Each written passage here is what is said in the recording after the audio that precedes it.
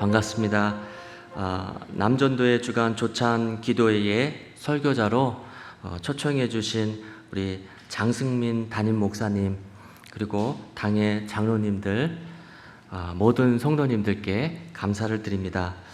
오늘 함께 나눌 말씀의 제목은 우리 주보에 있는 것처럼 초대교회로 돌아가자입니다.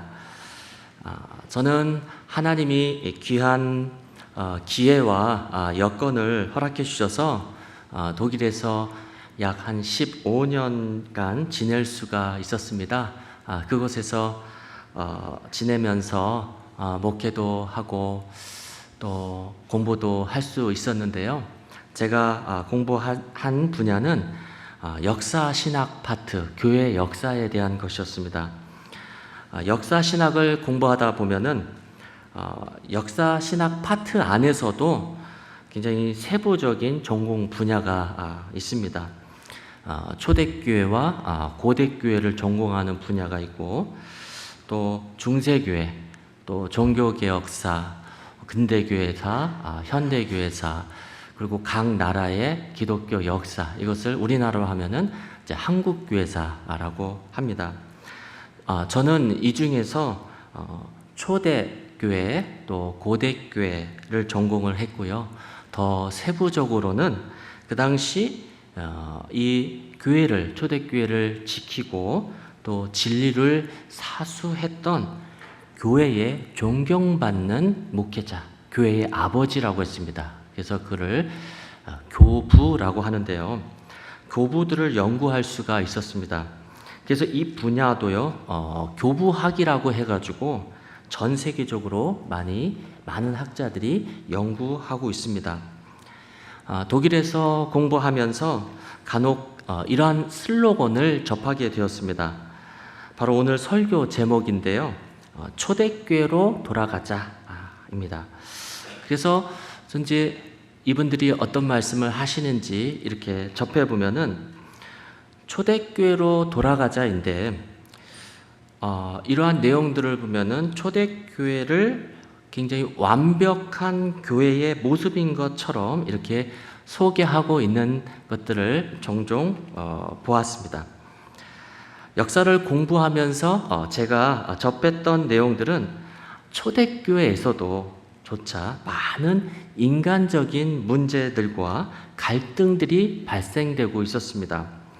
그래서 이러한 문제와 역경 앞에서 교회 공동체들은 이 문제를 해결하기 위해서 아주 심각하게 고민하고, 또 하나님의 도우심으로 공동체가 회복되는 그러한 역사였습니다.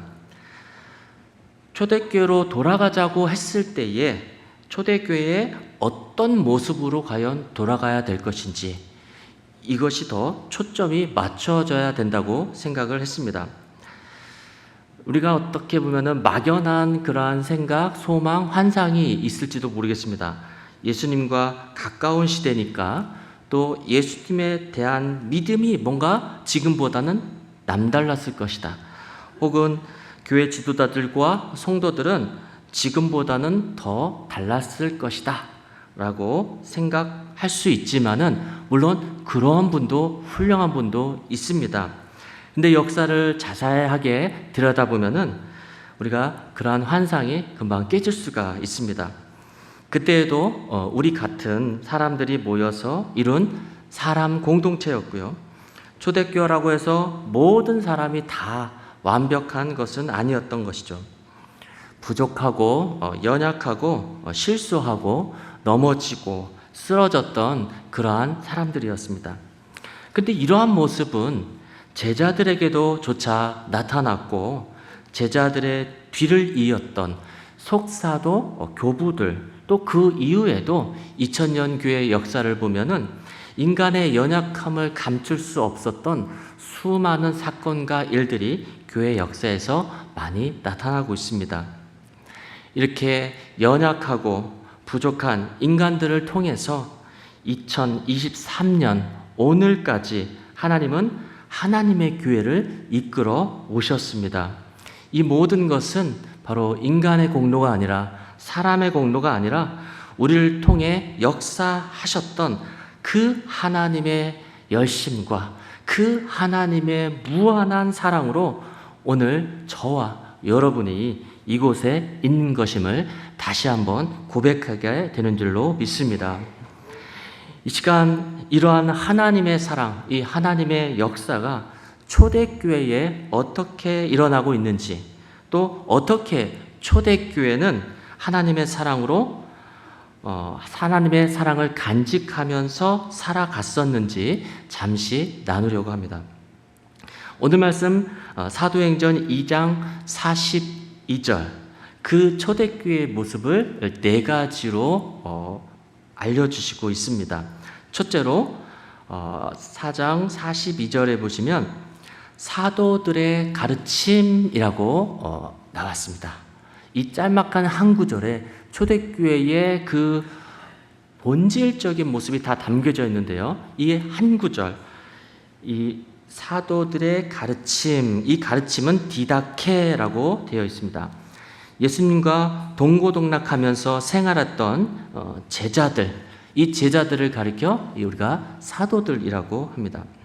이 사도들, 아포스톨로스, 이 문자적인 이 사도라는 의미는 보내심을 받은 자, 파송받은 자라는 뜻이겠죠. 근데 누구로부터 파송을 받았을까요? 바로 예수님으로부터 직접 파송받은 분들, 이것은 바로 제자들인데 이 제자들이 사도라고 하는 것이죠. 이 제자들은 누구보다도 예수님의 말씀을 가장 많이 들을 수 있었습니다. 하나님은 어떤 분이시고 성령님은 어떤 분이시고 또 지금 제자들 앞에 보이는 예수 그리스도는 어떤 분인지 제자들은 똑똑히 들을 수 있었고 예수님으로부터 많은 가르침을 받을 수 있었습니다. 하나님 나라에 대한 말씀, 죄 사함에 대한 말씀, 구원에 대한 말씀, 이 세상의 어느 곳에서도 들을 수 없었던 그 하늘의 메시지를 예수님으로부터 직접 들었던 장본인들이었습니다. 그리고 예수님께서는 누누하게 예수님이 십자가에 못 박혀 돌아가시고 나중에 내가 부활할 것이다, 그리고 내가 승천하는 것까지 예수님은 다 알고 계셨기 때문에 제자들에게 이렇게 말씀해 주십니다. 요한복음 14장 26절에 나오는 말씀인데요, 제가 읽어드리겠습니다. 보혜사 곧 아버지께서 내 이름으로 보내실 성령, 그가 너희에게 모든 것을 가르치고 내가 너희에게 말한 모든 것을 생각나게 하리라. 할렐루야. 예수님께서 이 제자들에게 내가 너희에게 모든 것을 성령을 통해서 생각나게 하겠다. 이 초대교회의 모습은 그래서요, 성령님이 역사를 하셔서 그 제자들, 사도들에게 하나님의 메시지를 가르치게 했던, 그리고 그 가르침이 풍성했던 교회가 바로 초대교회 공동체의 모습이라고 볼 수 있습니다. 초대교회의 모습은 첫 번째로 예수님의 말씀이 선포되는 곳이었고요. 그곳은 성령의 역사를 통해서 영감 있는 하나님의 메시지가 선포되었습니다. 모든 성도님들이 사도들을 통해서 선포되는 말씀으로 다시 한번 예수님의 메시지를 기억하고 감격하고 이를 실천하고자 했습니다. 우리 장tun단 성결교회의 이 모습이 바로 사도들의 가르침을 받아서 예수님의 말씀을 늘 간직하고 늘 실천하는 교회인 줄로 믿습니다. 우리 정말 귀하신 목사님, 장승민 목사님이 하나님의 성령으로 충만해서 여러분들에게 하늘의 메시지, 예수 그리스도의 말씀을 생생하게 하나님의 말씀 전할 때에 그것은 바로 사도들의 가르침을 이 교회에 가득하게 하시는 성령의 역사인 줄로 믿습니다. 그러한 초대교회의 모습이 우리 교회가 될 줄로 믿습니다. 두 번째로 서로 교제하고 라고 되어 있습니다. 서로 교제하고. 이 교제라는 말은 성경 원어로 보니까 코이노니아라는 그런 단어입니다. 이걸 또 라틴어로 불가타 성경을 보니까 코뮤니카지오네라고 되어 있습니다. 이 커뮤니케이션 여러분 많이 들어보셨죠? 소통입니다. 의사소통.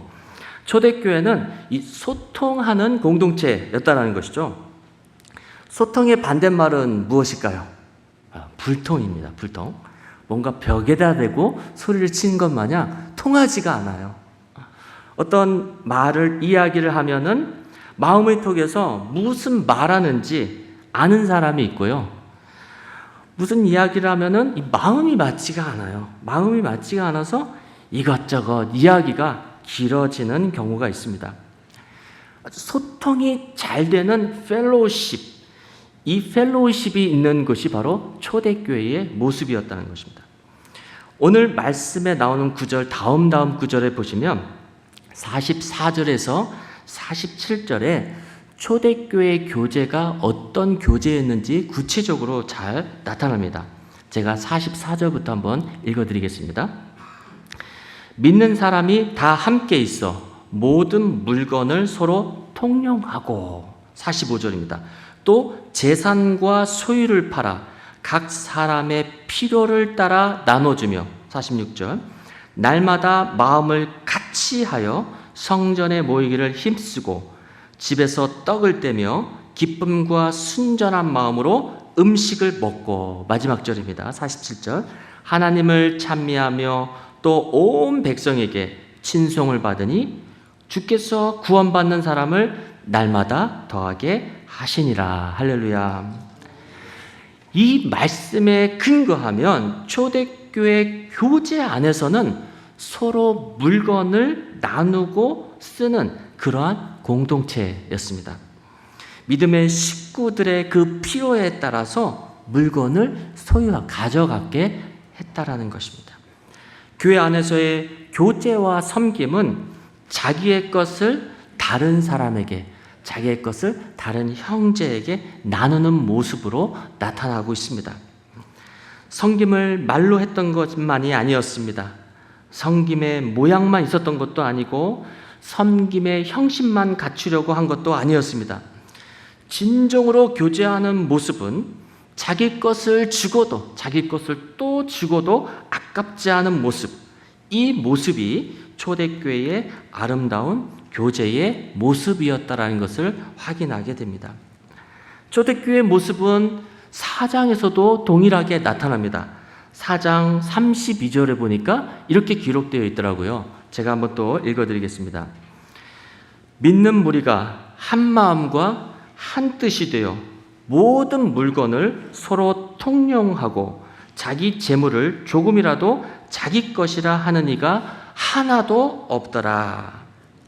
자기 재물인데, 내가 땀 흘려서 정당하게 벌은 자기 재산인데 이것을 조금 더 자기 것이라고 하는 이가 없었던 공동체, 초대교회의 공동체 모습입니다. 이것이 가능했던 것이, 어떻게 이런 모습이 가능했을까요? 바로 이 성경 구절에 나와 있죠. 한 마음과 한 뜻이 되었기 때문에 가능했습니다. 여기서 한 마음과 한 뜻, 이 원어로 보니까 이 마음은 카르디아라는 그러한 원어가 있고, 이 뜻이라는 것을 보니까 푸시케로 되어 있습니다. 이 푸시케라는 것은 영혼이라는 그러한 뜻을 가지고 있습니다. 라틴어로도 아니마 미아라고 되어 있습니다. 즉 한 영혼이라고 되어 있습니다. 그러니까 이러한 모든 것이 가능했던 것은 하나 되었기 때문에 가능했다라는 것입니다. 모든 사람들이 다수지만 한 마음이 되었고 한 영혼이 되었답니다. 어떻게 이렇게 한 마음과 한 영혼이 되었을까요? 우리의 영혼을 창조하신 분은 누구시죠? 우리의 전 인격을 창조하신 분이 누구시죠? 전 존재를 창조하신 분이 누구시죠? 바로 우리 하나님이신 줄을 믿습니다. 그 모든 공동체 한 사람 한 사람이 하나님께 집중하고 하나님 안에 들어가니까 이 한 마음과 한 영혼의 상태가 된 줄로 믿습니다. 하나님께 온전히 붙잡혀 있는 하나된 공동체는 진정한 섬김의 모습이 나타날 수밖에 없고, 이는 바로 성령께서 하나 되게 하셔서 섬김의 능력이 공동체에 그대로 나타나게 된다는 것입니다. 초대교회의 교제는 이렇게요, 섬김이 동반되는 것이고, 이 섬김이라는 것은 성령의 능력이었던 것입니다. 이 섬김은 하나님께 나아가는 모습 가운데 성령을 통해 나타난 현상이었습니다. 그렇기 때문에 우리는 분별할 수가 있습니다. 성령이 하나 되게 하는 섬김이 아닌 모습은, 그것은 어떤 섬김일까요? 그것은 인간적인 섬김이라는 것입니다.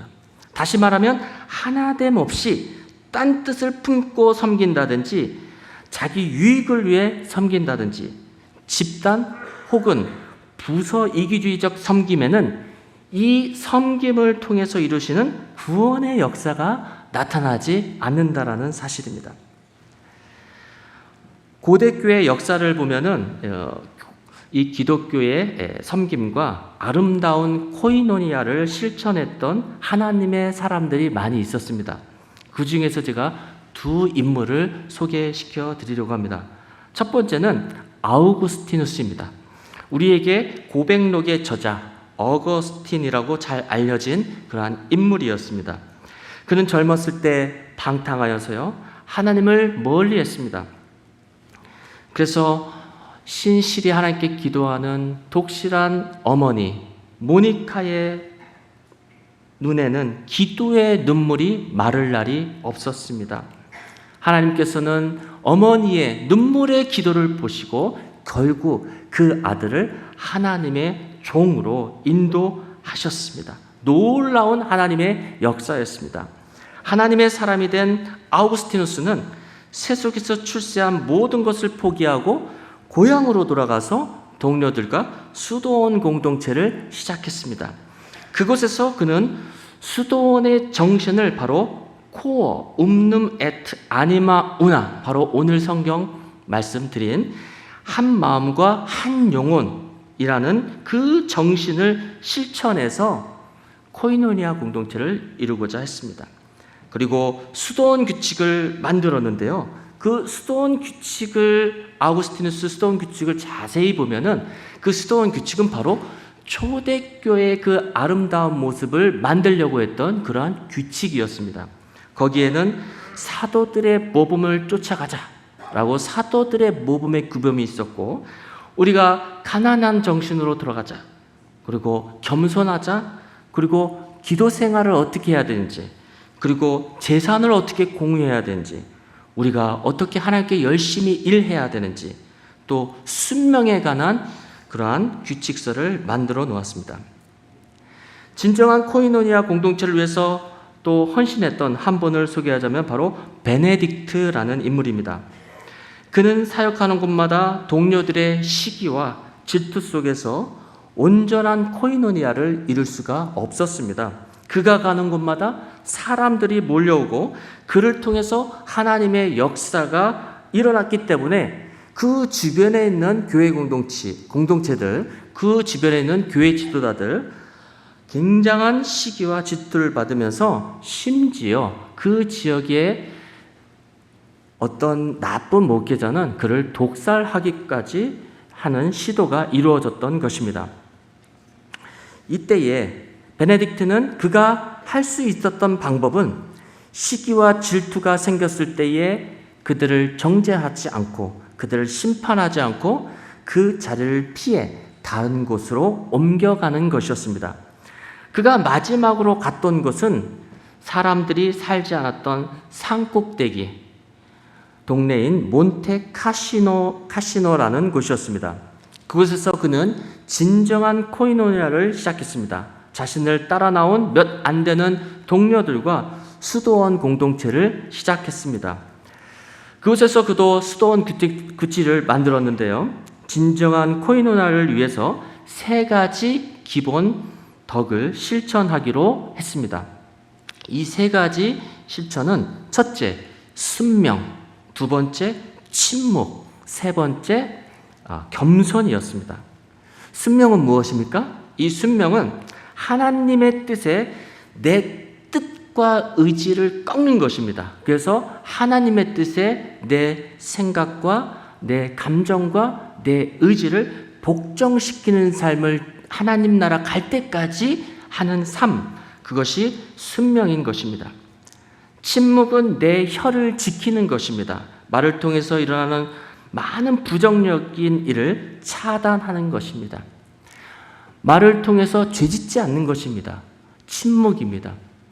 침묵은 때론 사람들을 더 소통하게 만듭니다. 침묵하지 못하기 때문에 불통이 되는 경우도 있습니다. 그렇기 때문에 우리는 침묵의 훈련도 받아야 한다는 것입니다. 침묵할 줄 알아야 한다는 것입니다. 그리고 겸손에 대해서는 12가지로 나옵니다. 그 중에서 몇 가지만 소개하면은, 겸손의 첫 번째 단계로는 하나님을 두려워하는, 경외하는 마음이고요. 두 번째로는 내 뜻을 이루려고 온 것이 아니라 나를 보내신 분의 뜻을 이루려고 왔다는 그 예수 그리스도의 말씀을 늘 기억하면서 나도 내 뜻을 이루는 것이 아니라 주님을 본받는 삶을 살아가는 것입니다. 세 번째로 하나님의 사랑을 기억하며 내 주변 사람들에게 거슬리지 않게 하는 것입니다. 그리고 그들에게 맞추면서 특별히 영적인 권위자들에게 복종하는 것입니다. 물론 나쁘게 인도하는 그러한 사람들에게 복종하라는 것은 절대 아닙니다. 죄를 허용하라는 말이 아닙니다. 네 번째로는 우리가 살아가다 보면은 비유에 거슬리고 또 애매하게 고난 받는 때가 있을 텐데, 그때에 겸손한 사람은 어떻게 하느냐? 묵묵히 인내하면서 견딘다라는 것입니다. 그리고 그 일에 실증을 내지 않고 그 일을 계속적으로 충성되고 그 일을 물러나거나 그 일을 회피하지 않거나 그를 그만두지 않거나 하지 않고 계속적으로 꾸준히 하나님을 바라보고 실행해 나가는 것, 그것이 바로 겸손의 훈련이라는 것입니다. 아우구스티누스의 공동체나 베네딕트의 공동체를 보더라도요, 이 좋은 공동체는 그냥 만들어지는 것이 아니구나 라는 것을 알 수가 있습니다.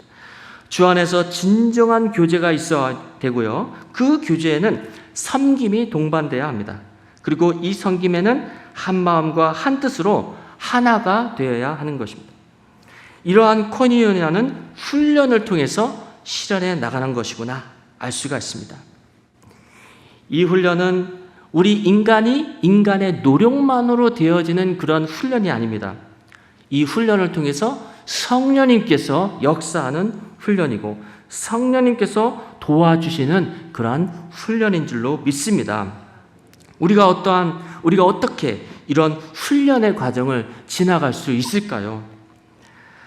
하나님은 우리가 훈련하실 때, 하나님께서 우리를 훈련시키실 때 하나님 우리를 방관하시는 분이 결코 아니라는 사실을 우리는 꼭 기억해야 합니다. 이 훈련의 과정마다 우리가 이 훈련을 감당할 수 있도록 때에 따라 각 사람의 필요에 따라서 은혜를 주신 줄로 믿습니다. 그렇기 때문에 우리가 그 하나님의 은혜를 기억하면서 나에게 불편함이 오더라도 나에게 이 훈련이라고 포착되었을 때에 이 훈련을 회피하는 것이 아니라 이 훈련 속에서 하나님의 은혜를 부여잡아야 될 줄로 믿습니다. 하나님의 은혜가 우리 속에 충만할 때에 우리를 위해서 피 흘리신 예수 그리스도의 십자가의 은혜와 사랑이 성령을 통해서 우리 가운데 때에 따라 쏟아 부어질 때에 이러한 성령의 역사는 우리 안에서 우리의 필요한 영성을 허락해 주시고 또 우리에게 그때그때마다 공동체에 필요한 덕성을 허락해 주시고 또 훌륭한 인격, 성령의 열매로 나타나는 줄로 믿습니다. 이러한 열매는 성도들의 교제와 섬김, 하나 되게 하는 결과로 나타나게 되어 있습니다. 이러한 성령이 이끄시는 진정한 교제, 코인onia가 장춘단 성결교회에 충만하시기를 간절히 소망합니다. 초대교회의 모습 세 번째입니다. 세 번째 보면은 짤막하게 떡을 떼고라고 됐습니다. 떡을 떼고. 여기서 떡을 뗀다라는 말은 예수님께서 제자들과 최후 만찬을 하실 때에 이 떡을 떼었다라는 그러한 언급이 나오는데 이 단어와 똑같습니다. 클라오라는 단어인데요. 성만찬 할 때 나오는 그러한 단어입니다. 그래서 많은 신학자들이 여기에 나온 사도행전 2장 42절에 나온 떡을 떼다라는 것은 그냥 친교 수준이 아니라 이것은 성만찬을 행했다라고 해석을 하고 있습니다. 초대교회 공동체가 모일 때마다 성만찬을 한 이유가 무엇입니까? 예수님의 죽으심을 목격한 사람들이 그 당시에는 굉장히 많이 있었습니다. 그분의 죽으심이 바로 나를 위한 것이었음은 그들은 모두 깨닫고 있었기에 그들이 모일 때마다 예수님의 죽으심을 기억하면서 감격하고 감사했던 것입니다. 그리고 그분의 죽으심과 부활하심을 경험하고 또 승천하심을 직접 눈으로 본 사람이 많았습니다. 그래서 예수님의 말씀을, 예수님의 유언을, 예수님의 지상 명령을 그 마음속에 품고 그들이 모일 때마다 늘 성만찬을 하면서 예수님의 희생에 감격하고 감사하며 예수님의 부활에 감격하고 감사하는 그러한 성만찬을 매 모일 때마다 했던 것입니다. 우리가 드리는 예배는 단지 교황강자처럼 듣는 시간이 아닙니다. 이 시간은 나를 위해 십자가에 못 박히신 예수 그리스도를 기억하고 그 은혜를 마음에 간직하고 다시 한번 성령의 역사를 통해서 이 시대에 말씀하시는 예수 그리스도의 부탁한 말씀을 다시 한번 우리 마음 가운데 새기면서 결단하고 실천하는 시간인 줄로 믿습니다. 오늘 마지막 말씀에 보면은요, 초대교회의 모습은 오로지 기도하기를 힘쓰니라 라고 했습니다. 네 번째 모습입니다. 초대교회 공동체는 모이면 기도했습니다. 대부분 유대인들이었던 예루살렘 초대교회 성도들은 그 성도들이 유대인이었기 때문에 그 전에 신앙생활을 어떻게 했습니까? 유대교 신앙 관습에 따라서 구약의 신앙에 따라서 신앙했던 성도들이었습니다. 제자들도 마찬가지였습니다. 유대인의 습관에 따라서 많은 초대교회 성도들은 하루에 3번 기도를 올려드렸습니다. 오전 9시, 정오 12시, 그리고 오후 3시에 기도를 드렸습니다. 그리고 특별히 기도의 날을 정해서 집중적으로 일주일 동안 2날을 기도의 날로 정했는데 그것은 바로 유대인들의 습관은 월요일과 목요일 날 드렸지만은 기독교인들은 이제 유대인과 다르게 수요일과 금요일에 드렸던 것입니다. 유대인들은 안식일에 예배를 드렸지만은 기독교인들은 예수님의 부활하신 날, 그 부활하신 일요일을 주님의 날로 주일로 지키면서 예배를 드렸던 것입니다. 오늘날 한국교회에서 수요 예배를 드리고 또 금요 철야 기도를 드리는 것은 초대교회의 전통과 이어지는 그러한 한국교회의 모습이라고 볼 수가 있습니다. 초대교회로 돌아가자라는 이 슬로건은 바로 기도하는 초대교회로 돌아가자라고 할 수 있습니다. 기도는 아무리 강조해도 우리 신앙에 빼놓을 수 없습니다. 우리가 숨을 쉬는 것처럼 기도는 우리의 영혼입니다. 숨을 참으면 생명을 잃은 것처럼 기도가 끊기면 우리의 영혼은 죽습니다. 우리가 교회에 오는 이유가 무엇입니까? 바로 기도의 불을 붙이기 위해서 오는 것입니다. 혼자 기도하는 것도 중요합니다. 그러나 함께 기도하는 것이 더 중요합니다. 남에게 보이기 위한 바리새인의 기도가 아니라 한 마음과 한 영혼으로 하나님께 집중하고 함께 기도할 때에 꺼져만 가는 우리의 기도의 불씨를 다시 살릴 수 있게 하나님께서는 함께 기도하라. 성경에는 너희들 2-3사람이 모이는 것에 나도 너희와 함께 하겠다고 예수님께서 말씀해 주신 것입니다. 야고보서에 나타나 있는 초대교회의 모습입니다. 야고보서 5장 13절에서 16절입니다. 제가 봉독해 드리겠습니다. 너희 중에 고난당하는 자 있느냐? 그는 기도할 것이요. 즐거워하는 자 있느냐? 그는 찬송할지니라. 너희 중에 병든 자가 있느냐? 그는 교회의 장로들 청할 것이요. 그들은 주의 이름으로 기름을 바르고 그를 위하여 기도할지니라. 믿음의 기도는 병든 자를 구원하리니 주께서 그를 일으키시리라. 혹시 죄를 범하였을지라도 사하심을 받으리라. 그러므로 너희 죄를 서로 고백하며 병이 낫기를 위하여 서로 기도하라. 의인의 강구는 역사하는 힘이 큼이니라. 할렐루야. 말씀을 마무리하겠습니다. 하나님이 역사하셨던 초대교회의 모습은 첫째, 사도들의 말씀을 통해서 생생하게 하나님의 말씀, 예수님의 말씀을 듣고 마음에 새기는 사도들의 가르침이 있는 디다케 공동체였습니다. 둘째로 초대교회의 모습은 성도를 내 몸과 같이 진정으로 사랑하는 교제가 있었던 그러한 코이노니아 공동체였습니다. 서로 섬김으로써 한 마음과 한 영혼이 되었습니다. 이 한 마음과 한 영혼이 되기 위해서는 우리가 온전히 하나님께 집중하고 온전히 하나님 안에 있어야 될 줄로 믿습니다. 세 번째로 주님의 십자가의 은혜가 넘쳤습니다. 성만찬을 통해서 늘 그 은혜를 기리면서 감격했던 성만찬 공동체였습니다. 네 번째에 초대교회의 모습은 기도에 전념하면서 교회의 기도의 불이 꺼지지 않고 날마다 활활 타오르는 성도 한 분 한 분이 하나님께 기도로 뜨겁게 교제했던 그러한 기도의 공동체였습니다. 사랑하는 장충단 교회 성도 여러분, 오늘 사도행전 말씀을 통해서 저희들의 교회가 바로 이러한 초대교회의 모습이 되기를 간절히 소망합니다. 성령의 역사하는 초대교회의 이 아름다운 모습이 오늘 현신 예배를 드리는 남전도로부터 시작되기를 간절히 소망합니다. 아멘. 제가 잠시 기도하시겠습니다. 살아계신 하나님 아버지, 우리의 모든 것을 아시고 우리의 모든 것을 주장하시고 인도하시는 하나님의 주권을 믿습니다.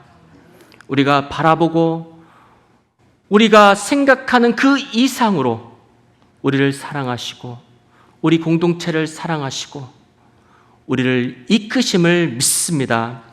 사랑하고 이 귀한 장충단 성결교회 공동체, 하나님께서 은혜를 더해 주셔서 이 공동체가 목사님을 중심으로 장로님과 권사님, 모든 성도님이 한 마음과 한 뜻으로 하나님께 집중하게 하여 주시고 기도의 불이 꺼지지 않게 하여 주시며 진정한 코인원을 이루며 주님의 말씀이 생생하게 살아있는 그러한 교회가 될 수 있도록 성령께서 날마다 한 영혼 한 영혼에게 역사하여 주시옵소서. 그리함으로 말미암아 이 장충단 성결교회가 지금까지 하나님께서 역사하셨듯이 한국교회의 귀한 하나님의 사람들이 잉태되고 태어나는 인재 인큐베이터가 되게 하여 주시며 장충단 교회를 사용하시사 한국교회를 깨우고 전 세계 교회를 깨우는 귀한 사역이 될 수 있도록 하나님 역사하여 주시옵소서. 그렇게 하실 줄 믿사옵고 감사드리며 예수 그리스도의 이름으로 감사하며 기도드려 싸움나이다. 아멘.